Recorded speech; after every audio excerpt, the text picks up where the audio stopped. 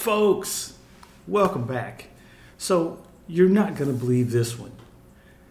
While everyone has been busy screaming about DEI destroying America, it turns out the biggest threat to national security might just be a Signal group chat. Yes, a literal Signal group chat. The same app that you use to send memes and questionable and sometimes inappropriate text at 2 a.m. Yes, that one right there. Let's get into this. In what most analysts are already calling one of the most egregious operational security failures in modern U.S. history, Defense Secretary Pete Whisky Leaks Hegseth and senior Trump officials managed to leak classified U.S. war plans for Yemen to a journalist on accident. So here's what happened.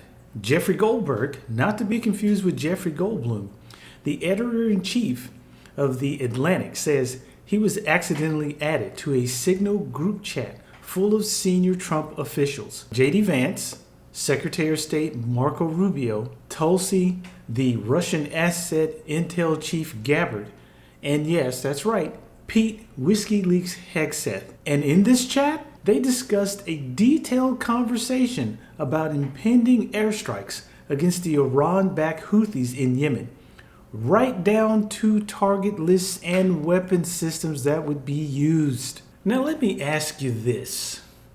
When exactly did it become okay to plan military operations like it's a fantasy football draft?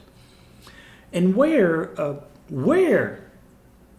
is the part where diversity hiring policies cause this? Because the last time I checked, Pete Whisky Leaks Hegseth isn't exactly the poster boy for DEI. This guy, whose name in DC is now literally Whisky Leaks, because somehow the Secretary of Defense did notice that a major U.S. journalist was reading the war chat like it was a group text from the boys. And when asked about it, he attacked the journalist, called Goldberg a discredited so-called journalist, but offered zero explanation for why war plans were being texted like brunch invites. Make it make sense. So let's be clear. This isn't some rogue intern or junior staffer. This is Vice President J.D. Vance. This is Secretary of State Mark Rubio. DNI Tulsi, I'm a Russian asset Gabbard.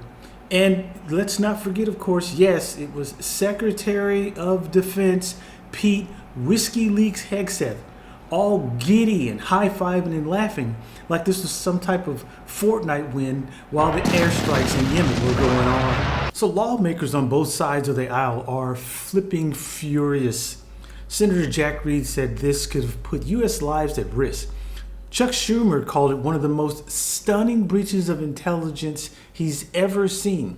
This is one of the most stunning breaches of military intelligence I have read about in a very long time. What we have here are senior U.S. leaders, including the Vice President and Secretary of Defense, having classified discussions of military action over an unsecure app. It's bad enough that a private citizen was added to this chain, but it's far worse that sensitive military information was exchanged on an unauthorized application, especially when that sensitive military information was so important. And again, no one blamed this on DEI because it had nothing to do with DEI.